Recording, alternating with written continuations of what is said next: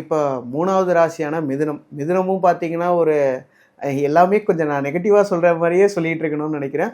But ஆனால் எல்லாருக்குமே ஒரு பீரியட் வரும்ல சார், நல்ல நேரம் அப்படிங்கிறது ஒன்று வரும்ல சார். இப்போ மிதுனம் எப்படி இருக்காங்க சார்? இல்லை, இப்போ இவங்க ரிஷபத்துக்கு ஒரு வரலாறு சொன்னோம்ல, அதே மாதிரி மிதுனத்துக்கு ஒரு பெரிய வரலாறு இருக்குது. என்ன அப்படின்னா, அவங்களுக்கு 2017 2017 பிரச்சனைகள் ஸ்டார்ட் ஆச்சு. உயிர் மட்டும்தான் போகும். கடுமையான பிரச்சனைகள் சொல்லொன்னா துயரம் அப்படின்னு சொல்லுவாங்க. அந்த அளவுக்கு வந்து ரொம்ப ரொம்ப கஷ்டப்பட்டாங்க. இவங்களுக்கு வந்து ஒரு மத்தளத்துக்கு 2 பக்கம் இடிங்கிற மாதிரி அந்த 2017 to 20 கண்டச்சனி போயிட்டு இருக்கும்போதே 2019 பிப்ரவரியில் இவங்களுக்கு ராகு 18 வருஷம் கழிச்சு ராசிக்கு வந்தார். அப்போ எல்லாம் அதாவது எந்த பக்கம் போகிறதுன்னே தெரியலை. அந்த அளவுக்கு பிரச்சனைகளை சந்தித்தாங்க.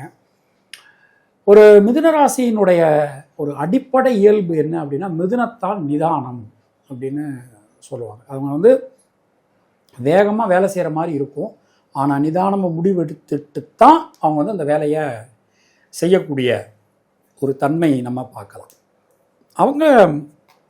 அவங்களுக்கு வந்து இப்போ இந்த வருஷம் எப்படி இருக்குது அப்படின்னா, ஜென்ம குரு விலகிறார். இதுவே அவங்களுக்கு வந்து ஒரு பெரிய ரிலீஃப். சுபகாரியங்கள் இருக்கக்கூடிய தடங்கல்கள் எல்லாமே விலகும். எனக்கும் கல்யாணம் நடக்குமா, குழந்தை பிறக்குமா, அது மாதிரி குழந்தைக்கு நிறைய பேர் ட்ரீட்மெண்ட்லாம் போய்கிட்டு இருப்பாங்க. அவங்களுக்குலாம் இந்த வருஷம் கண்டிப்பாக குழந்தை கண்டிப்பாக கன்ஃபார்ம்டு.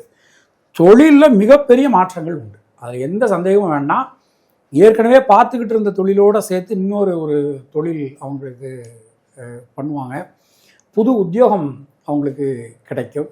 ரொம்ப ரொம்ப சிறப்பாக அவங்களுக்கு இந்த வருஷம் அமைஞ்சிருக்கு. கடன் பிரச்சனைகள் விலகும். மிதுன ராசிக்கு இந்த வருஷம் கடன் அடையும். அதுதான் ஒரு முக்கியமான ஒரு இது.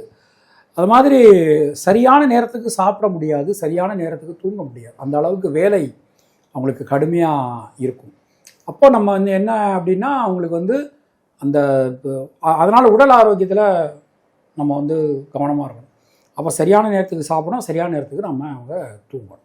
சார், இப்போ அவங்க யாரை வழிபடணும்? இந்த ஒரு நடராஜர் வழிபாடு ரொம்ப ரொம்ப கை கொடுக்கும் அவங்களுக்கு. ஏன்னா சுவாமி பிறந்த நட்சத்திரம் வந்து திருவாதிரை. அந்த திருவாதிரை நட்சத்திரம் அவங்க ராசியில் இருக்கிறதுனால என்னதான் பெருமாள் அம்சம் கொண்ட ராசியாக இருந்தாலும் நடராஜர் வழிபாடு பண்ணுறது உங்களுக்கு ரொம்ப ரொம்ப நல்லது. Okay sir. அதே போல் அவங்களுக்கு அந்த திருமண யோகம் அந்த மாதிரியான விஷயங்கள் இந்த வருடம் உண்டா? அதான் நான் சொன்னேன். ஏன்னா அவங்களுக்கு இந்த முதல் 5 மாதம் குரு ராசியில் இருக்கார். அப்புறம் ஒரு 5 மாதம் அவர் 2ஆம் ராசிக்கு போகிறார். 2ஆம் ராசியில் உச்சமாகிறார் குடும்பஸ்தானத்தில்.